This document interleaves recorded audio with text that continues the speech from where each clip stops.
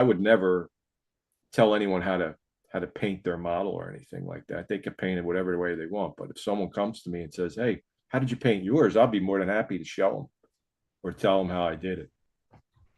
But to go back to the sea view, I drilled it out, and then I was able to thread the wire through, and I just attached the clear part with white glue, so I could just pop it right off if the light something happened to it. Yeah. Okay. It is 2:01. It is time for Model Citizen on GCPR, Ghost Claw Productions Radio. I am your host, George Dayer. I am flanked by my wonderful host, the angriest of IT nerds, Gilbert Floyd. We have a special guest. Our returning champion Oh is my! Now you're Mark really bringing it on. Myers, Boy, oh boy. premier model maker and prop maker. And he will tell you that the sea view that you're painting is wrong. So, um, We're gonna. but no, Yeah. no, no, no, no. Hey, you threw me under the short bus in the beginning. I gotta throw you under the bus now. I'm sorry. Yeah, I guess Uh, turnabout's fair play, right? and Uh, also Captain Pike lookalike. yes, Captain Pike look-alike. Yeah, we had Captain Pike here. So, the business end of the program is Model Citizen is brought to you by Tenant Controls, tenantcontrols.com, makers of lighting kits and lighting boards, and also AAA Hobbies in Magnolia, New Jersey. Um, they are a full-fledged brick and mortar hobby shop in Magnolia, New Jersey. If you cannot get to their Magnolia, New Jersey store, you can also see them on the web. They do have a web store called megahobby.com. So welcome again to Model Citizen. We were talking in the pre-show about the sea view and everything else. You have some examples of some models that you have. I see the Jupiter 2 on the table in back of you. I do have a um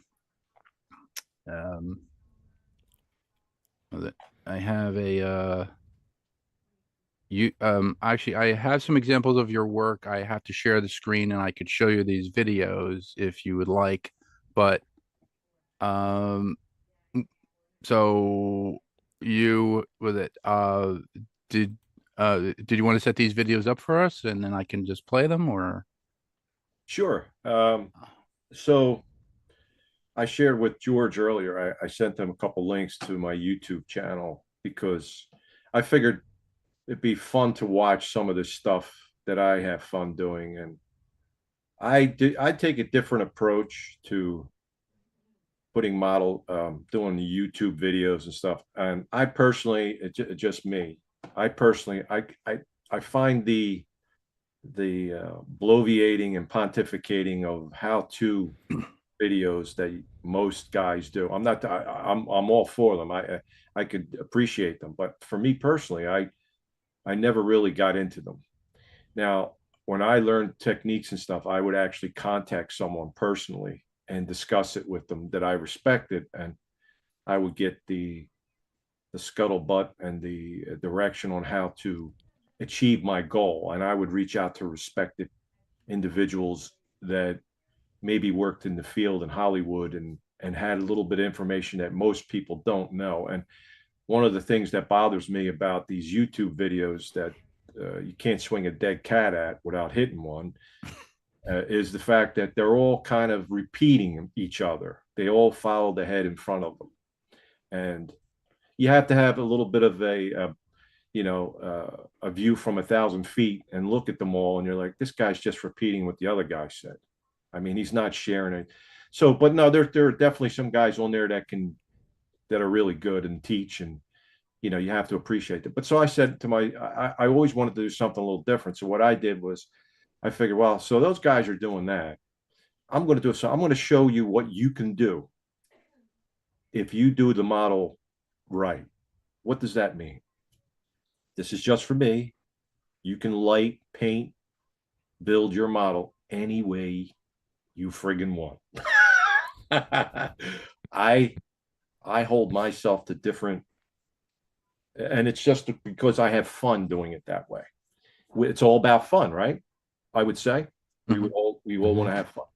So I went about it a different way. And basically what I did was with these videos that George is going to share, there's two of them, is that you could make, once you get the model to the point where it's good and the model does the heavy lifting, and then you come in and you can edit it with your video software. I have After Effects and Final Cut Pro and all kinds of stuff on my computer, and I'm able to put these and piece these things together and film them and all. We'll get into that. But the first video that George is going to show, I sent them two. One is I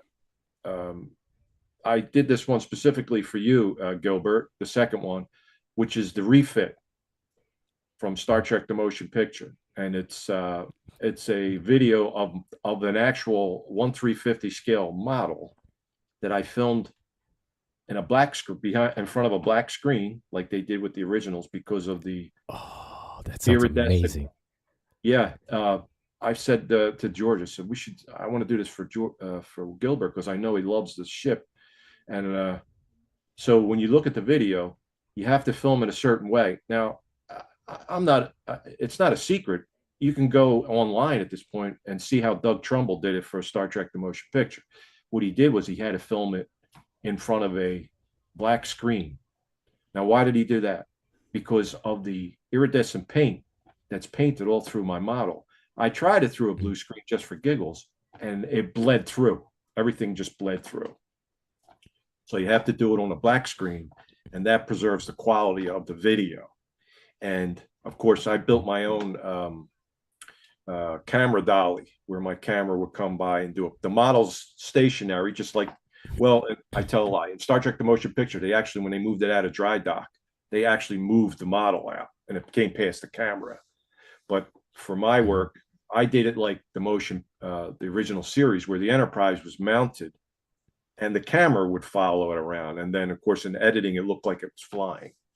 And that's basically the way they do it. And even in Star Wars, the Millennium Falcon didn't go anywhere. The camera would come by and do a pass. But anyway, if George wants to show the video, the first video is the refit. And I have to do a shout out to a friend of mine, Eric Linder. Eric is a friend of mine. He's also an enthusiast and loves this stuff. And he assisted me with the final effects and stuff because I was somewhat limited in my not my ability, but what I was able to use as far as software at the time. And Eric is a great guy. He loves Star Trek. He loves Lost in Space, 20,000 Leagues Under the Sea, and all that kind of stuff. But if you want to show the video, then we can. Let me see if I can grab this here. Do share. And this.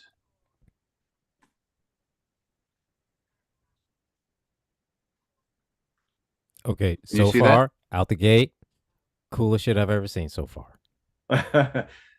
Well, it's got sound and all on it. It's kind of jerky for it's not that like that on YouTube if you watch it on YouTube. I don't know why it's doing that on the share, but it does that on Zoom. Oh, okay. So okay. yeah, that's just Zoom. But oh yeah. Yeah, so that was a lot that was a lot of fun doing that, and that took a long time just to do that brief sequence. And I did it because the refit is like the model itself is kind of low-hanging fruit for most people because of all the lights and the pretty colors and all that. And like I said, it's not my favorite Enterprise. It's my second favorite. But I figured, let me do it this way, and I could show what you can do if you painted and lit it with scale lighting. What's scale lighting? We can get into that too as we go further on. But it's like, this is what you can have fun with your models. They just don't have to be built and put on a shelf. You can actually have fun with them. So that's what I did. Nice. Yeah, I noticed that when it goes to warp, there's kind of like it's like a traveling matte shot. So the Enterprise is outlined in kind of like a bluish tint, right? Which is almost like what they would do if they were doing blue screen. They would, I think in Star Wars they did it in blue screen, then they did like they did like a blue screen pass. They did a black pass, just like a black background pass to get the matte shot. And then with the optical printer, they would put layer upon layer of film. Then you would film that. And then what they would do is they would do a pass of, like the stars or whatever. Right. And then they would optically matte that layer over that layer over that layer, and film it. And basically what the optical printer does, it takes all of those passes that the computer did and it optically prints it to one piece of film. So when you see it, it's a Millennium Falcon flying through space. You see the stars, like you see asteroids, like when they did the asteroid sequence Sure. in Yeah. Empire Strikes Back. All that was done all separately, and then they just optically matted everything in, and that's basically what the optical printer does. Yeah, absolutely. No. But so Mhm. again, in Star Wars, they were able to use Lucasfilm used the blue screen for all the effects. If you look at the back, there's plenty of YouTube's videos about how they did the special effects. But the Falcon, for example, is in front of this huge blue screen, and the camera, the Dijkstraflex would come forward and pass around the Falcon, and then they would add, as George said, and composite stuff in there.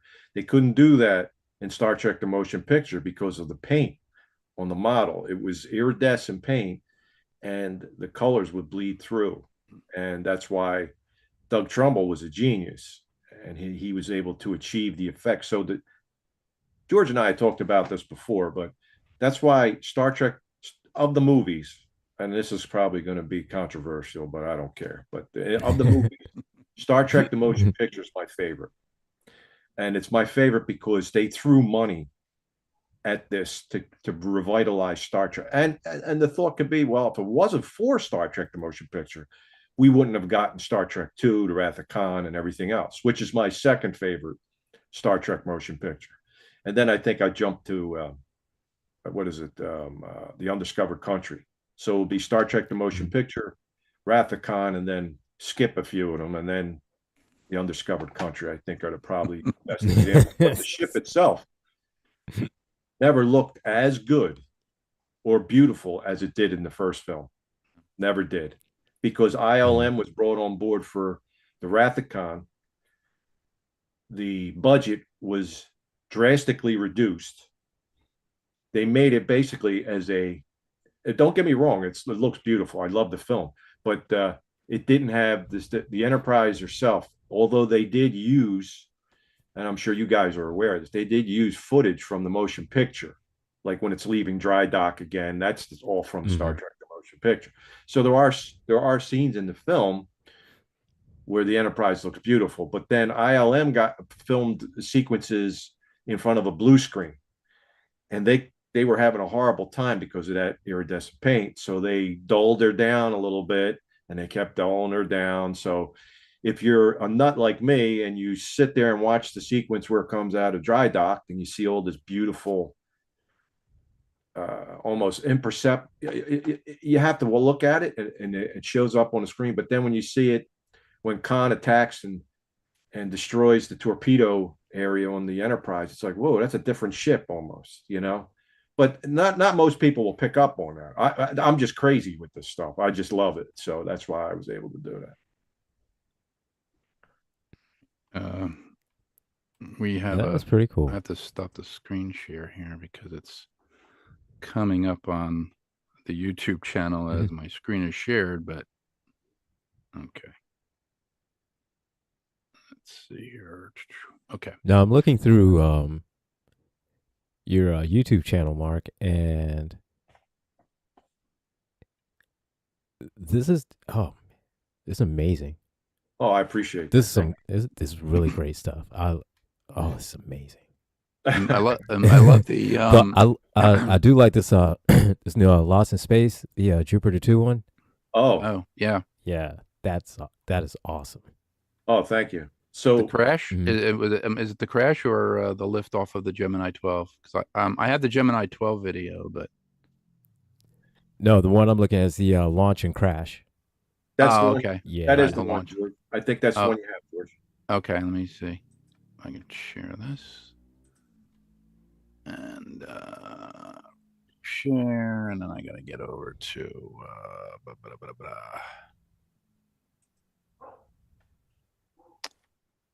where is it? Facebook. Yeah. I have the launch one.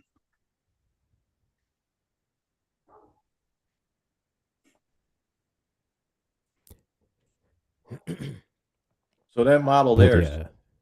that's 9.6 inches in diameter.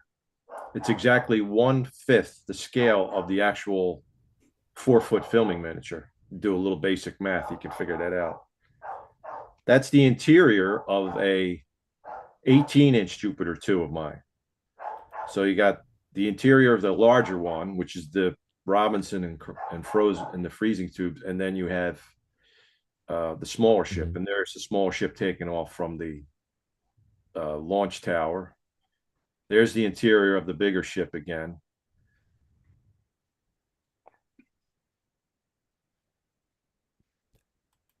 Oh, it looks so cool. Now For anybody, that's a smaller ship again, getting pelted by the meteorites. And this is where I had help with from my friend Eric Linder. He helped me with that. So those lights are real that flash on and off. Everything you see is basically in camera here, except certain footage. But so there's smoke on board the So- ship. oh, I love the smoke, the flashing lights. I love that. So there's the little now this viewport is scratch built by me. It's 1/18th scale. It's much bigger than the 1/35th scale interior, and that the astrogator and the wall units and all that's 1/18th scale. It needed to be bigger to look real. Now that ship crashing was filmed in my backyard, and I composited it over existing foot. Now you could see that's actual the pinnacles. You could see through the view, but that footage there. So that was crashing into my fence in my backyard. This scene is cool because if with those rocks out of the way, you would have seen the back of my house.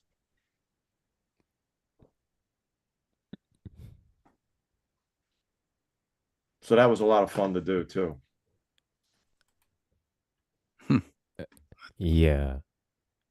Oh, that's amazing. Wait. Sorry about that. Okay. That off. And then out. Okay. Okay. And we're back. Okay. Yeah, you know what? For anybody that's watching, I'm going to post this link in the chat. So that way you all can check it out. If you're coming back in later and you watch it at a later date, the link will show up. You can go check it out. It's amazing. Oh, thank Check you, it Gil. out. Definitely. You're too kind. I'll expect a check tomorrow. Okay. What was that again? $20? $22.50, sir. Oh, $22.50. Hey, remember, $22.50 a minute. I'm sorry. hey, remember when we were talking to, of course you guys did, we were talking to Chris Hunter and Adam Nimoy wanted, I think he wanted like $500. He or wanted something. he wanted Yeah, he wanted a donation Yeah. of $500 to what was Trek something? Yeah. Trek It was for I guess for his version of Starfleet Command. Right. He wanted me Yes. to join Starfleet. And I was like, I already joined Starfleet in 1995, in like the SFI, the Starfleet International Club. I was like, oh, looking at it like, oh, so it's a donation of $500, $800, or $1,000. I was like, so you want me to pay you for the interview, basically? And like, I can't pay you for the interview. I'm sorry. Right. I mean, We were I messing wish I could. we were messing with Chris about that. And he was Oh my goodness. That But yeah, so that was funny. those videos are just I had fun doing those more so than I do. I actually, you know, truth be told, if you check my channel out, there are a number of videos that tell you how I did things and how I painted them and how I lit them, and I try to get in as much detail as I can. But for me, doing those videos like that are very tedious and boring. I just, and again, it's just me. It's not a reflection on anybody else who does it that way, because there's a lot of guys out there, like I said earlier, that do them. They're very knowledgeable, and they share stuff that's really cool, and that's good. But for me personally, it was never. I never could do it. I was like, this is so boring sitting here talking about that and saying, well, I don't like this color. I don't like that color. Does anybody really care what color I like? No, they're not going to, you know, but apparently they do, because some of these guys get, you know, they get major Me hits. for one. Oh, Me for one. You got one. yeah. I mean, you know, I already told Augie, hey, you know, that's, you know, whether like that sea view's not painted right, but hey, you know. Yeah, Oogie's good people too. No, I know he's a good guy. Yeah. Yeah, I like the video with the chariot, and I was like going, how did he make the chariot like, you know, move? And I'm like, oh, well, you have to put some sort of a motor in it, you know, to make it go. But I saw like the behind the scenes where you put the background in and you just let it go through the canyon. All right. And then you basically take it and turn it around, and then it's coming back your way, Yeah. you know, but then you edit all those sequences. Yeah. I mean, I could see that as boring. I mean, they, you know, they did that on UFO with the mobiles when they're putting the mobiles through its paces. So what's interesting is that the real chariot, when they were filming Lost in Space, what didn't have a motor in it. It was being pulled by a guide wire. Yeah.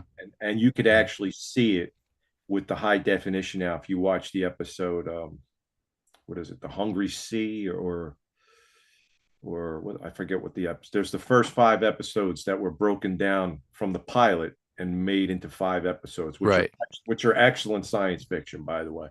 And there's a scene where the chariot's coming out of the water after it was just in this whirlpool, and it comes up and it's on the ground. That's the Hungry Sea. Yeah, if you look, there's a tow hook right in the front of the miniature, which was a big miniature. They didn't have an engine or a motor in it. They pulled it. Same thing with the robot, the Lost in Space robot. He was pulled by wires, and early on they were able to conceal it, but in some of the episodes you could see the wire underneath. Yeah, he was on like tracks, I remember, because if you look on some of the episodes, I think it's in Hunter's Moon, the one where John Robinson, excellent, you know, has to go up against I think it was Megazord, yeah, and then Megazord in the one in the one scene, if you look, yeah, like if you look down, there's actually you know, like a mark where the robot is supposed to stop. He stops on that mark, but there's a mark in the sand, you know, basically so that he's in the shot and that he's focused. So there are, you know, and you know, some of those things are in Star Trek where they have like tape on the floor where like certain actors have to stand in order to get like a depth of field, in order to get like the lighting right and all this other stuff, and everybody is focused, because if you if you go beyond that mark, you know, you're either out of the scene or you're half in the scene or whatever. But no, it's still to me, I'm amazed that those guys back then, they were true, because they were under the gun. They had to have everything done yesterday, and you know, like if in Blu-ray you could see, I love it, but you could see that the robot is not a chrome aluminum. He's painted like a flat aluminum, and there's pebbly texture in the paint. Right. And you could see that up close in many episodes. But the one that strikes out that I can recall right now is from The Reluctant Stowaway, where Smith, it's a behind the scenes shot, and the robot is coming toward, because Smith just turns off the robot so he doesn't run amok, because he's stuck on the Jupiter 2 now. So he goes up the steps, and then they get the camera behind the robot, and the camera's right up against his back, and you could see the pebbly texture of the actual body of the robot. And I thought, wow, that's actually very, very cool. It's again, my hat's off to these people. And of course, the robot, not only was he pulled by a wire, the tracks underneath actually worked. They didn't work motorized, but they rolled. But Yeah. of course, Bob May, the man in the suit, sometimes he would have, they called the Bermuda shorts version, where he didn't have the lower half. Oh yeah, I've seen that. Yeah. Yeah, you see his legs on there. Yeah. And which is kind of cool too. I mean, I love it. I don't care. People want to argue. Well, that's great. There's a shot in I can't think of the episode, but the robot is off to the right of the family on the bridge of Jupiter 2, and you can see him walking up, but he has his socks on. Yeah. You can see his socks, but then you see there's this huge lead wire, which is coming out of the bottom. He's basically in the skirt, but you don't see the treads, and you see him walking up to the family, and then all of a sudden he's got this big lead wire, and that lead wire is actually for his voice thing. Yeah. So that's awesome. So this guy was painted to reflect the first season. Right, the black and white colors. Yeah. Yeah. Of course, you get some obnoxious asses online. How do you know it kind of was black and white? Well, there's color photos from the God, really? Okay. Take the finger out of your nose, sit there and watch something. Anyhow. Wait, as Mark would put it in many of our conversations, the booger eaters. So you could say booger eaters on the show. It's fine. Oh, we're not going to get banned on TikTok. Don't worry about it. I don't want to disparage a whole group of people. They enjoy eating boogers, then good for them. The booger eaters, the hot pocket crowd, whatever you want to do. So in order to activate him, you're gonna have a whole group of people just like, I'm offended by that. Yeah. So I don't know. There's actually a power pack on the side. I don't know if you guys can see that. Oh, that's cool. Yeah, because if you pull the power pack out, he shuts down, and you can hear him clicking and everything. Right now.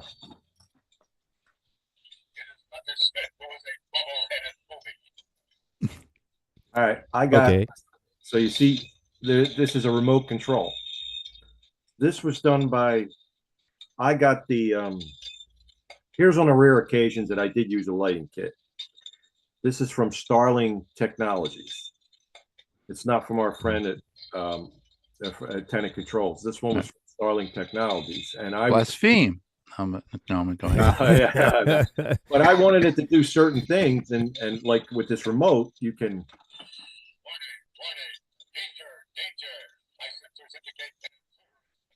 And he goes, I could just click this from across the room and mess with people and stick it on the floor and mess with my dog or my cat, and this thing's going off. And so he was a lot of fun to do. I've always wanted. Mobius did a great job on this, by the way. He's really good. Now he has the glass bubble too. When this was initially released, it had the 2-piece plastic bubble. I don't know if you guys, George probably knows what I'm talking about, right? Yeah.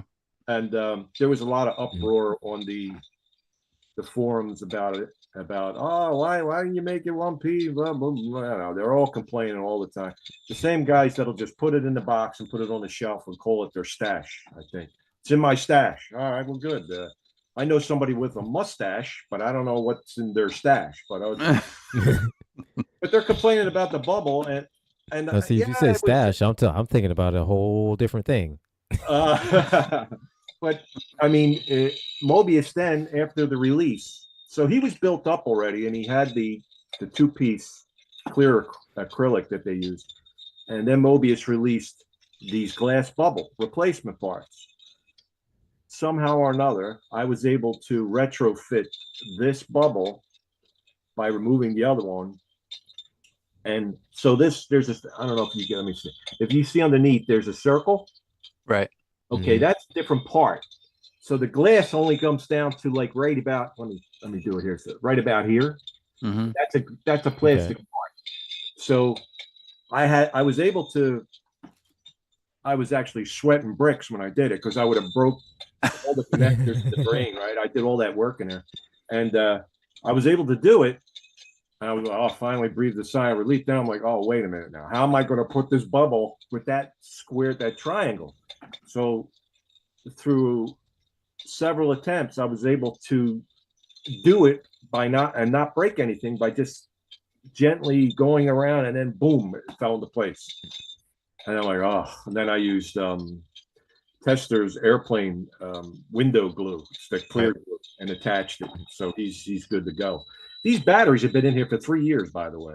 Wow. Yeah, and he's still. Wow. George, you saw him at AAA, right? Yeah.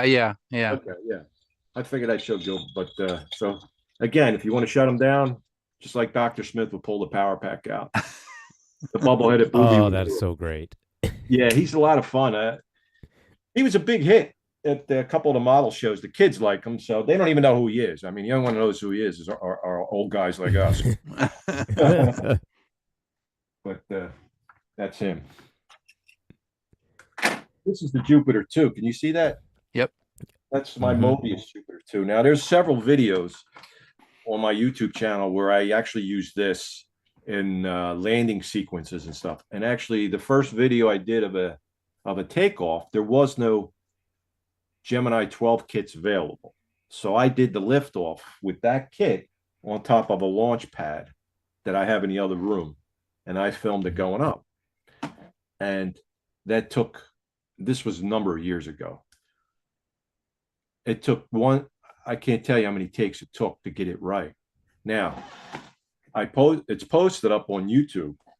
And when you see this particular version of it, not that one that George had just played and you guys were watching with the Gemini 12, there's a difference between the two ships.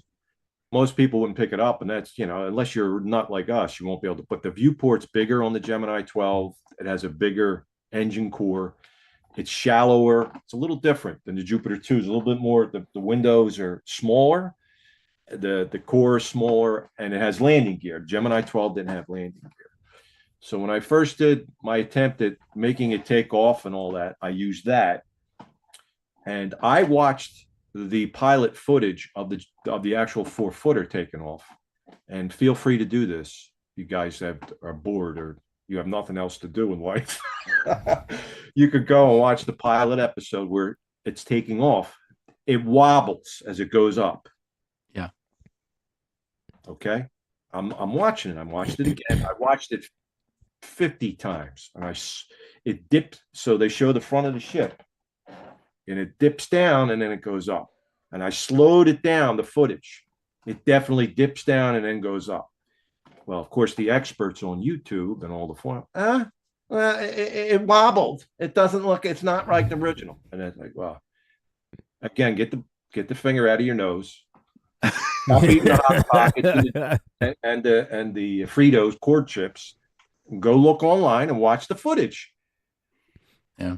I'm more open. If something's wrong with it, I'm more than happy to, have a discussion about people. He might be right.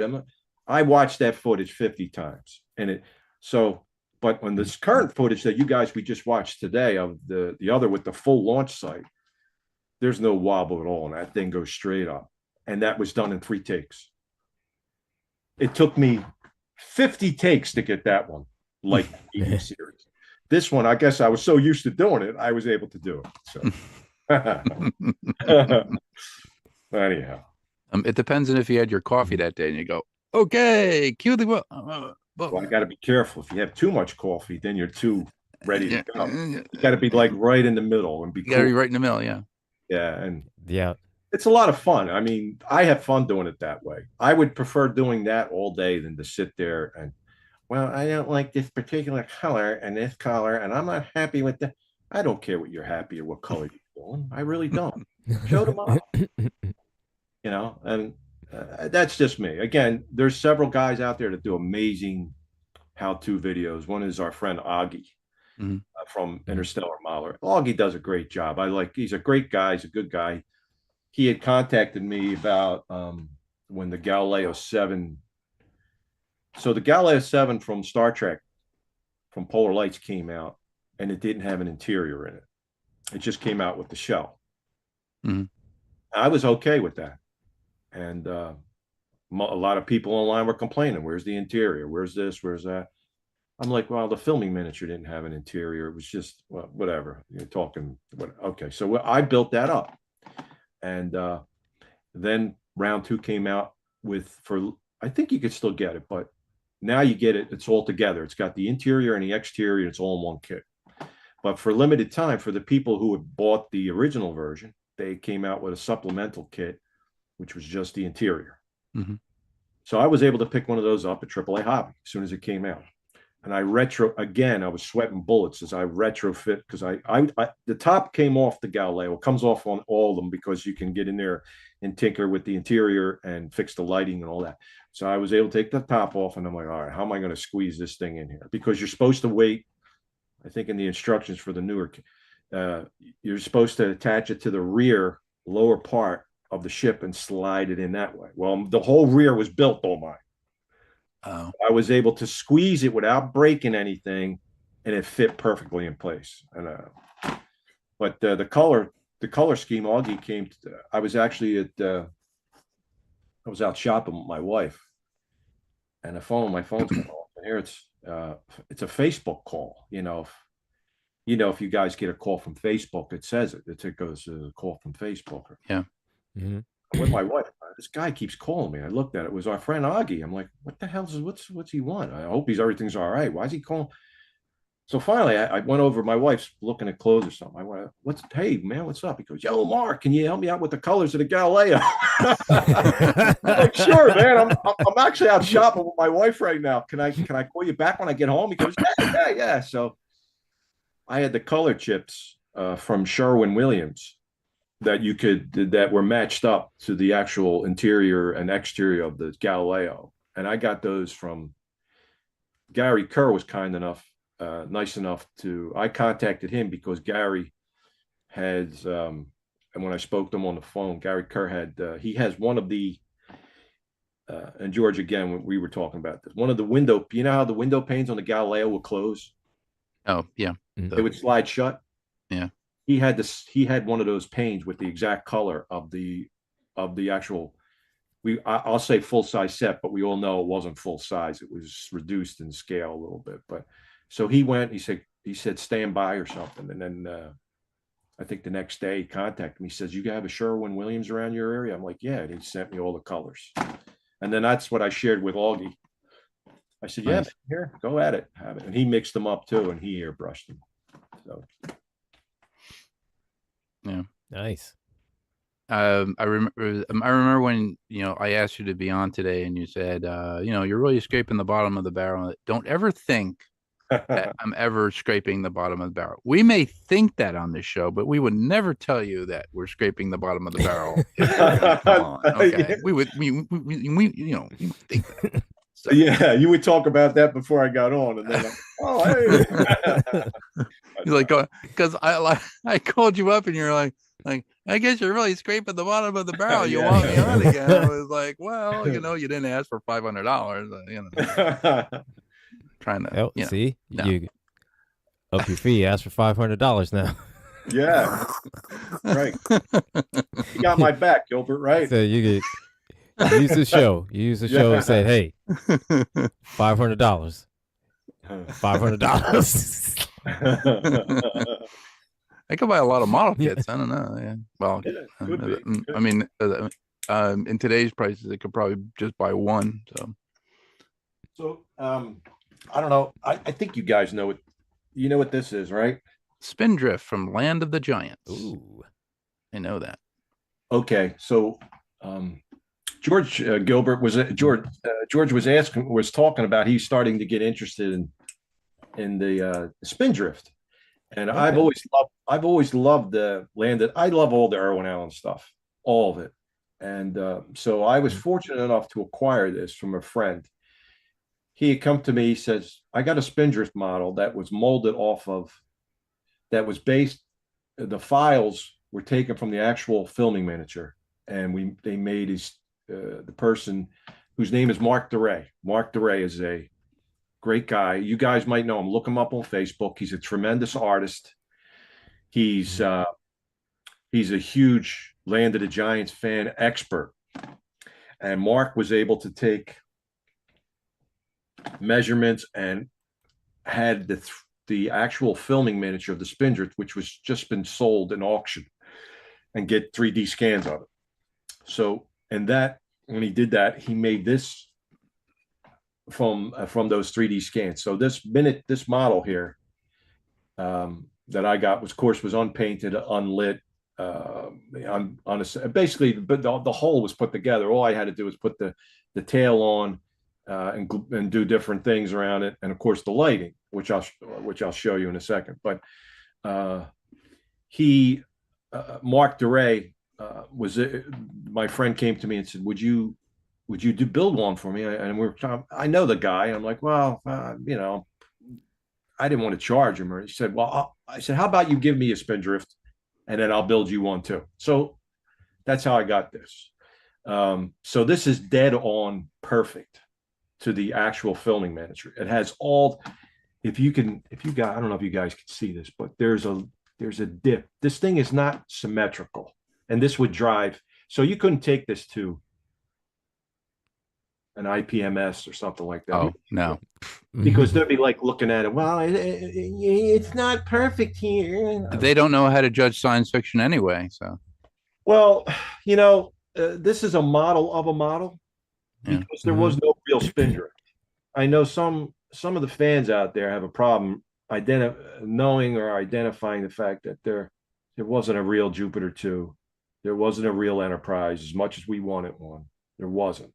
This is a miniature. And again, it's just speaking for me. I always wanted this as a child and growing up as what I saw in Land of the Giants. Now, I had the old Aurora kit that we all had built when we were kids, you know, the little one, the small 1/64 scale one. I also built several lunar models, which I sold to people and all, and they never got it right. But this one is perfect as far as being exactly like the film image. Now, on this side, see these two switches?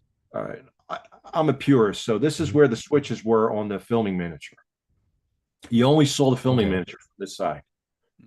And when they did see it from this side, it was when the Giants picked it up, and they actually conveniently picked it up from here, and they cover those switches up. Oh, okay. Okay. All right. So the first thing we're going to do is I'll put the interior lights on. So the interior lights, there's no full interior in this ship. It has a faux interior, just like the filming miniature. And it has a couple seats in there. And if you could see it, there's the control panel. But that's all they had in the original filming miniature. Now, of course, she lights up.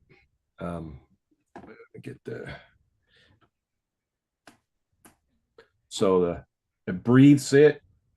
Oh, okay. Now, I did all the lighting on this myself. This is no kit. I didn't go this one or that one. I designed it myself because I wanted it a certain way. And I knew what the filming miniature looked like, and I wanted it as close to that as possible. And of course, the engine lights up too. If you can see the engine. Yeah. It's gonna. So it's erratic. Right. But it pulsates. Okay. Yeah. So that's the Spindrift. Another Irwin Allen masterpiece as far as I'm concerned. And the paint job, oh, here we go. I'm sorry, George. I'm not going to yell at you. I'll be yelling at everything. The paint is very... If you go online, you can look at the Julian's auction, just auctioned the miniature off. And they put up all these photographs of it. Now, the argument is that it's faded because of whatever, it's older. It wasn't sitting in the sun. It was faded because it was weathered, because the Spindrift, after the first episode and a couple episodes later on, really didn't go anywhere. It was vegetation all over it, and it was actually just the house, I guess. There is rumors that Irwin Allen had the show going on to a third season. The ship was finally going to take off and visit different parts of the planet, the Giants planet, but of course it was canceled after the second season. But I based my paint job, even the striping. If you look at the stripes, I don't know if you guys could see the door. Okay. Yeah. Look at the striping there. It's a little wonky, right? Yeah. That's because it's like that on the filming miniature. That's how crazy I am with this stuff. I wanted it just like the filming miniature. So that's what I did. And it's faded. If you could see the weathering, I don't know if you guys could pick But up. it's not a decal. It's actually painted on. Right. I didn't use We got I think when Aurora had released it, it came with a decal. I don't know. I think. So it could have. I'm trying to remember. I don't know if the original Aurora issue had a decal. I think you were supposed to paint that. Oh, okay. But I think in maybe subsequent releases, it came with some kind of decal. I could be wrong. But no, I airbrushed everything on that. That decal was the striping and all was meticulously masked off and done, as was the shading with using an airbrush. I'm looking here.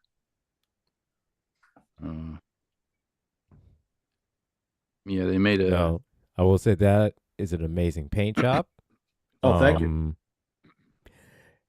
It's a little bit too much for me. I'm just more or less kind of like a paint and go, just done. And that's okay too. There's nothing wrong with that. I mean, yeah. And here's the thing, and a lot of times is that I will paint whenever I 3D print a model, and I'll know like the color paint that it's supposed to be, but sometimes I'll just want to paint it the color that I just like. And that's perfectly fine. And I do that. Yeah, because it makes you happy. Yeah. Right? Yeah. And you have fun doing it that way. Yeah. Oh yeah. And there's nothing wrong with that. That's perfectly fine. Again, this kind of stuff with the paint and all is just, that's what makes it fun for me, is to try and get it as close to the filming miniature as possible. I mean, yeah, I get that. And I totally understand that. Yeah. And if someone wants to paint like the Spindrift purple and pink or with red polka dots or something, if you're having fun doing that, I'm right behind you, because you're having fun and you're doing it. It's a model. It's supposed to be fun. It's supposed to take us out of today's crazy world, or any time in life, even when we were children building these things. It's supposed to make you enjoy yourself. And just for whatever period of time you're building it, it's helping you escape what's the crazy nonsense that's going on all around us. So you focus on this, and then you got something you could say, well, I'm kind of proud of that. And then, hopefully you have friends that are like-minded, or select friends that are like-minded, and they'll appreciate it. They'll be like, yo, you know what, Gilbert, that looks freaking awesome, and being honest about it. Yep. I'm all for that. 100%. I have friends who are crazy, like you, and Gilbert. So there you go. Yeah, well, I'm guilty as charged. We're gluttons for punishment. Like, we want to make it like, well, I mean,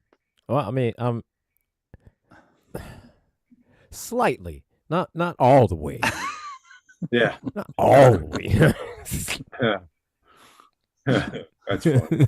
I mean, instead of putting a sword in your 3D print, you put the guy was holding a brick. I remember that, and I was like, oh, so he has a shield and he has a brick. Yes, bricks are effective. Maybe. So, I mean, maybe he put the sword down, he picked up the brick. Yeah. Right? Yeah. There's nothing wrong with that. So, well, see, with me, brick is a running gag, because every time my whole thing is that if you get into a fight, the guy with the brick always wins. Oh yeah, unless you have a gun. That's true, but but I mean, without the factor of a gun, the guy with the brick wins. It can be used as a melee weapon. It can be used as a projectile. You know, Right. it's very I mean, versatile. It's Yeah. versatile. It's a very versatile Yeah. type of weapon. Okay. So you are going to be at the Star Trek set tours. I had to change. I told people I think the wrong information. So it's going to be November 20th, 21st, and 22nd. November 20th is a Thursday. It's Thursday, Friday, and Saturday, but not Sunday for William Shatner. Yeah, So you're going to be there. I will. God willing, I'll be there. Yeah, but they had to change the schedule. Normally, it's Friday, Saturday, and Sunday, Mhm. but Mr. Shatner's schedule they had to move things around a little bit, which is okay. It's a beautiful area up there, and you know the guys at the set tour, because I've been up there so many times, have become friends, extended friends, and kind of family, and it's always I always have a great time when I'm up there, and of course a number of us that have become we go up there and we help out, and we were there dressed to the hilt in the uniforms and stuff. And a good friend of mine, he goes up there and he does this original series Klingon outfit, and he is bang on perfect. Oh, yeah. Him and his Yeah. wife, actually, she does, and they're not really supposed to be a specific character, but he did mention to me that they were looking at from the third season, The Day of the Dove. Day of the Dove, yeah, with the Kang, Kang and his His wife. wife, Yeah, Lara. Is it Lara, or I forget what her name is? yeah, I don't remember, But yeah, but he's got the sash. I mean, he's and the material, and so he'll do that. Maybe he'll come up and we'll meet and we'll hang and we'll help out maybe Thursday and then Friday, and then he'll turn to Starfleet. So he has to grow a goatee as the Klingon. So he does the Klingon first, and then when he gets cleaned up for Starfleet, he shaves and he puts a red engineering uniform on, which is kind of fun. But there's a couple other guys that do the same thing, and I've met people up there. There was a group of guys one time. They were all dressed in what they call the Monster Maroons, right. the red, Mhm. the red. Yeah, from Wrath of Khan. Right. Wrath of Khan. Bunch of guys, like 15 guys. I couldn't believe it. They were spot on with the medals and everything. Just amazing. Yeah, I heard a story about the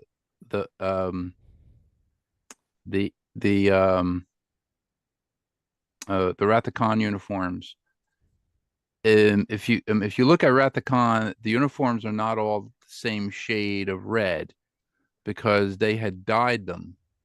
They had dyed them red, and that's a story that I heard. That behind the scenes, I think they had done it. They had done the uniforms. I forget what I don't know if they sewed it in white, if they did the material in white and they just dipped them. But I noticed that some of the uniforms on camera are different shades of red, like Spock and Kirk, and then you have Savick and and some of the other ones. But that was one of the behind the scenes stories that I heard. Right. I don't know if it's true or not. So I don't know about that. I mean, I could tell you that as we're talking about colors from models and all, but on the original series, it's so silly too, but there's to this day, every 2 months, the same stupid thing comes up. The color of the gold shirts in the original series. right. Okay. They were really green in person. They weren't. In the first 2 seasons of Star Trek, they were made out of a material called brushed tricot. Right. Brushed tricot. It's not velour. Another misconception that keeps getting passed. Again, like I said, I have a problem with. I mean, I don't care anymore. But Let's go down the rabbit hole. Come on, tell me. So, if you really want to do it right, okay, and I do, I have fun doing it that way. But it's brushed tricot, and it's a specific material. I've seen the real stuff at the set tour. My friend James Cawley, who who was the mastermind behind the set tour. I believe he interned. I think that's correct to say that, with Bill Tice. Right. Bill Tice was the costume designer for Star Trek, the original series, and the first 2 seasons of Star Trek: The Next Generation.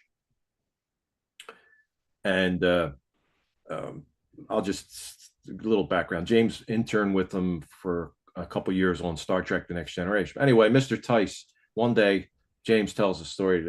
A big care package shows up, and in that care package from Mr. Tice are the blueprints, the real blueprints of the Starship Enterprise from Desilu Studios. Wow. Amongst that Nice. are fabric of the first season and the 3rd season shirts. Now, every time you post a picture, and I've gone through this, I don't pay attention anymore. But when I wear the uniform, they're like, "Oh, but the shirt really shows up green. It's green." No, it's not green. I've seen the real thing. It's not green. The first 2 seasons, it's gold. Okay, I've held it in my hand, the real stuff, actual material. James Coley used to come on. I guess he gave up. He's so tired of dealing with these people because it's the same stupid thing. It goes on and on and on. They're not green. Okay. I mean, if you want it to be green, okay, the sky's purple. I don't care. It's up to you. But if you're asking, they're commenting on a post that you would make, and they would say, "Oh, those shirts were really green." It's even, and then this is the kicker. They post this excerpt that's still online from Bill Tice, and he says, "Yeah, they were an avocado color." What he's talking about is the 3rd season shirts. They were a polyester blend for the 3rd season. If you can, there's a distinct difference between the first 2 seasons use the same material. You look at the first season and then look at the 3rd season shirts, you'll notice there's a distinct difference. They fit them better because the shirts were all different size. They were short, long, but they were that brushed tricot. They got this polyester material. It was cheaper, I think, and they look better, I think. I'm not an expert on it. This is James Coley's forte. He knows all about it. And they were an avocado kind of color. They weren't gold like the first 2 seasons. But when the studio lights would hit them, guess what? They look gold. Right. Bill Tice was quoted. That was the 3rd season he was talking about. But you try to have a conversation. Well, first of all, the internet is insane anyway, so forget about it. But you try to have a conversation with some of these Star Trek groups, they want to fight with you over the color. Well, Bill Tice said it's green. No, listen, it's not. And then to his credit, James Coley did he said, "Listen, this is just silly. I have the stuff. It's gold. You're wrong. It's not right." And it doesn't matter because 2 weeks later, it's the same question comes up, and it's the same guys. "No, it's green." No, it's not green. It's not. So, and nobody's yelling at anybody, like George would have you believe. But it gets you. It's like it's fun when you're going down. Well, I should back up a little. It's not fun to go down a rabbit hole anytime because you find yourself, then you got a pile on and you don't want to get involved in that. But if you're trying to get if you love this stuff as much as we do, as fans do, and I put the same dedication and attention to detail in my, and I never knew this term until I did this cosplay, they call it cosplay. Yeah. Of Star Trek, was that I wanted it to be as close to the original as I physically could do, or right. Okay. Right. So that's why I wanted my uniform to be the right stuff. And of course, I conferred with James Coley, and as far as I'm concerned, he is the expert as far as the uniforms on Star Trek. He'll tell you what was what and all that kind of stuff. Yeah, it gets it gets a little intense. I was part of the 501st for a couple of months, and now that's Star Wars, right? That's yeah. Oh my God, those guys are insane. And I was like, and you can't do that. It has to be an official stormtrooper armor. And I was like, I said, I'm not making stormtrooper armor. I'm making a bounty hunter outfit. Oh, well, we have all the bounty hunter outfits. I'm like, but not like this one. Right. I'm said I'm Mhm. trying to do my own thing. Well, you can't. You have to get it approved and da da da da. I was like, you know So- what? I'm done. Goodbye. You know, I can't. You know, it had to be like if you were a storm if you had stormtrooper armor, it had to be the one that they approved of. Like I couldn't go out and go build my own. I couldn't go out and go build my own gun. Like if I wanted to go build my own gun. So they would actually have a maker day where you could go to somebody's house and you could work on all your props and everybody would be at this one house. But it was in upstate New York. And I was like, well, I'm like 3 hours away. They're like, oh, well, you're not going to travel. I'm like, no, I'm not going to travel 3 hours to get to this guy's house, you know, to work on this stupid gun when I can work it in my shop, you know, and I can make 50 of them, you know. And I'm like, it just became, it became too, I don't know. It wasn't fun anymore. Yeah, it wasn't fun Yeah. anymore. Right. You know, it was like I was doing it for myself. And the one guy said, that's a really great gun. Can you, you know, make some for us? I was like, yeah, at a cost of $200, $300 a gun.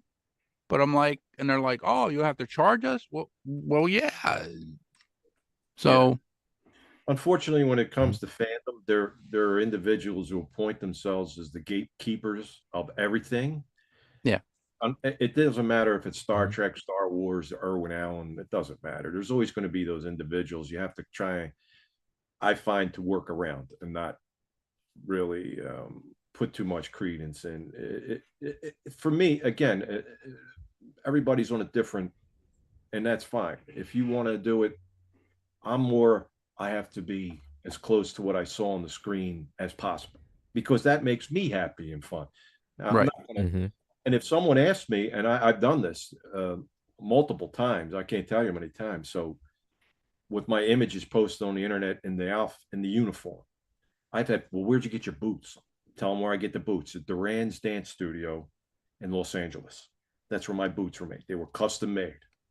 They fit perfect. They're comfortable, and they're, as far as I'm concerned, exact duplicates to William Shatner's boots. Right. Where'd you get the Mhm. pants? I tell them where I get the pants. Who made the shirt for you? Well, I got the material from different vendors. Maybe in a future episode we can talk about this, but I got different vendors that I got different parts, the Delta Shield from, the braids from, the collar from, and the material that the shirt's made out of. And Mhm. there's a woman, her real name is Stephanie Olson, but she's on eBay. She goes by Murray Mousy on eBay. And she's the one. Now you have to get it measured correctly. You have to go and, it's funny here. See that? You have to get it measured and all. So Right. you Okay. send her your measurements and she will do it. Now you have to go to one of the things with the original Trek uniforms is they fit a certain way. Right. Okay. Now, what does that mean? That means that if maybe you had a Twinkie or two more than you should have, it's going to show up. Right. And that's not belittling anyone. That's just, you got to play to your strengths. So you want to make sure that you get it fitted to the point where you look good. Right. Because those things are form fitting. They're tight. You know, if you look at the old Star Trek shows, Shatner was in shape. He was in shape. They all were. And that's how they got away with that. Even in the pilot with Captain Pike and Jeff Hunter, he was in shape. He could pull that off. But if you want to be careful and have fun, but just if you go to Murray Mousy, you don't want to get it so tight because it's going to show everything. So Yeah. you're like, listen, maybe I'll get a little bigger. Guess what? You look great. It looks good. You did it, just, I think it goes with everything. You don't want to try and think that because Bill Shatner wore this size, that's what I got to wear. Bill Shatner, no, you're not going to. Bill Shatner from 1966 was in top shape. He was at the top of his game. You're not, and he was 34 years old. So it's just a matter of perspective. But you can get it dead on. just keep in mind that you got to make certain concessions. So, And with that, we have to end our show. I'm very sorry. We will talk to you again. I'm not scraping the bottom of the barrel. I'm actually honored, always to have you on. So don't be silly. It's fun. I love you. You just guys are awesome. understand that. It is 3:05. This has been Model Citizen on GCPR, Ghost Club Productions Radio, and streaming exclusively on our GCPR YouTube channel. There is no show after us. It was supposed to be Friendly Differences. I don't think there is a show after us, but so we went over about 6 minutes, but we usually end at 3:00. We also like to thank our sponsors, Tenant Controls at tenantcontrols.com and AAA Hobbies in Magnolia, New Jersey. If you cannot get to their New Jersey store, they have a online store called megahobby.com. We'd also like to thank our guest again, Mr. Mark Myers. Your YouTube channel is the Third Models on YouTube. So go there and you can watch all the fabulous videos that he has created, all the models that he's created. And you're also on Facebook as well.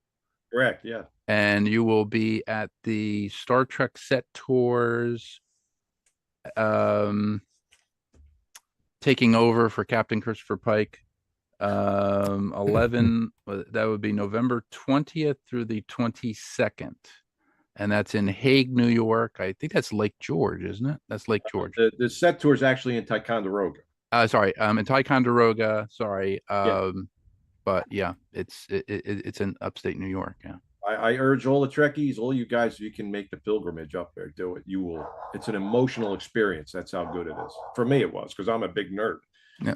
When you step onto those sets, Corley and his team have replicated everything. He is as crazy as we are in getting things super perfect. So thank you so much for being on. We're gonna have you on again. And no, I'm not scraping the bottom of the barrel. You can still throw me underneath the short bus if you want to with Gilbert. That's fine. No. I'm just you're picking up for Gilbert. Don't you're talk about allowed. Okay, this has been Model Citizen.